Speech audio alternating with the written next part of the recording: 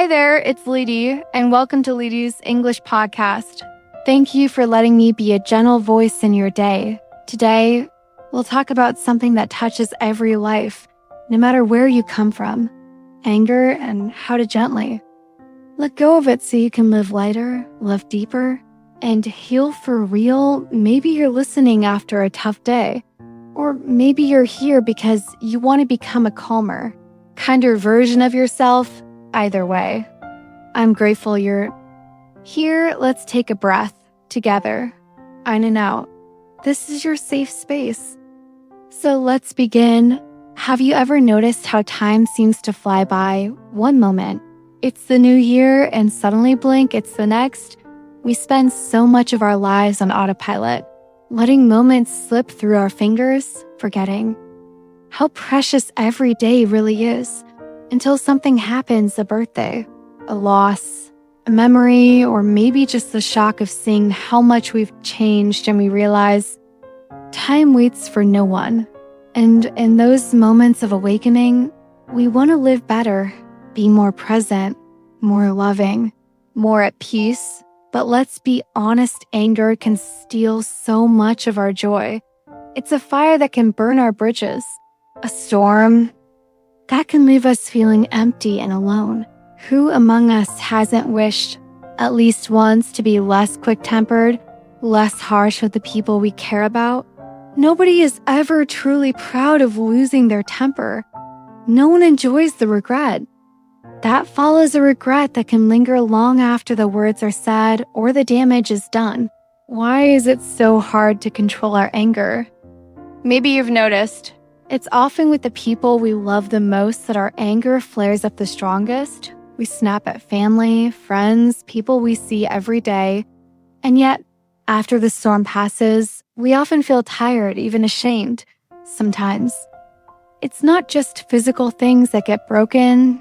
Sometimes it's trust, or the soft space in a relationship, or memories we wish we could erase. So why do we do it? And more importantly, how do we stop? I'm not here to preach. I'm just someone who has also struggled with anger, someone who's tried and failed, and tried again to become more gentle, more steady, more peaceful in the face of life's storms. And I've learned a few things along the way, lessons, not just from books, but from real-life heartbreak, regret, and healing. Today, I want to share those lessons with you, if any part help seize it. If not, let it go and just enjoy this gentle moment with me. First, let's be honest about anger. Anger is powerful sometimes. It feels bigger than us, and it's okay to admit that sometimes. Our anger is stronger than our willpower. Trying to fight it directly can feel like trying to stand in front of a train. So the first gentle step is humility. Admit when your anger is bigger than you. It's not weakness, it's wisdom. Knowing your limits is the first sign of true strength. When I feel a wave of anger rising, I try not to fight it head on. Instead, I take a step back. Sometimes the bravest thing to do is retreat. If you can, remove yourself from the situation. Go for a walk. Breathe. Give yourself 30 minutes of space. Tell the people around you, I'm upset right now, so I'm going to take a short break. I'll come back after 30 minutes.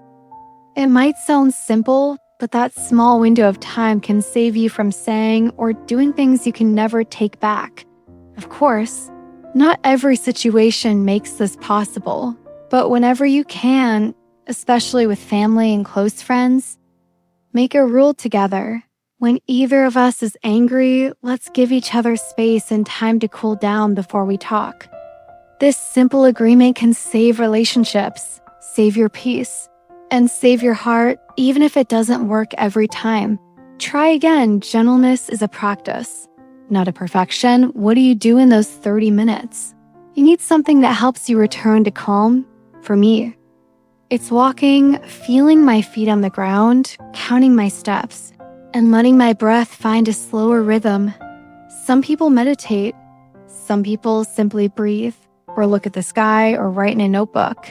It doesn't matter what you choose. What matters is that you practice it. even when you're not angry.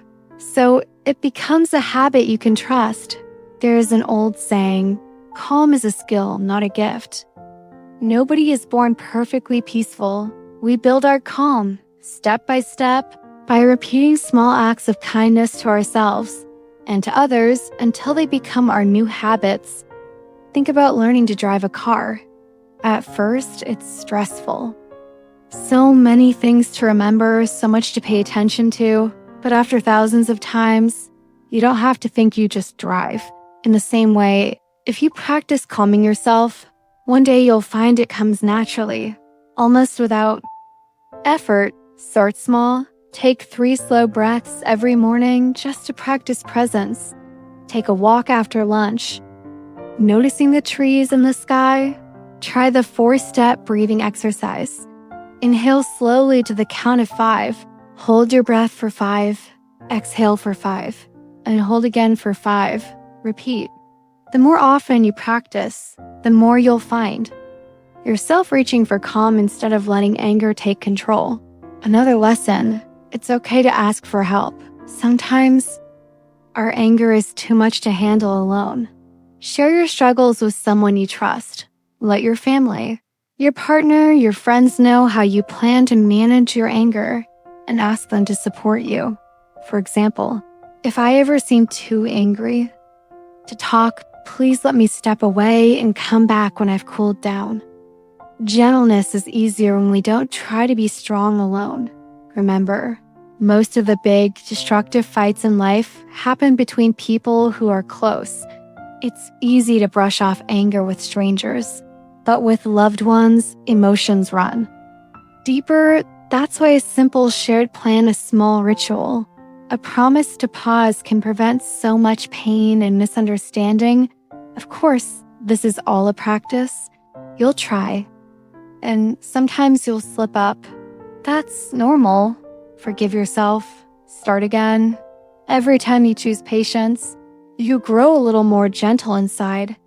It may take thousands of repetitions before calm becomes your second nature, but it will happen.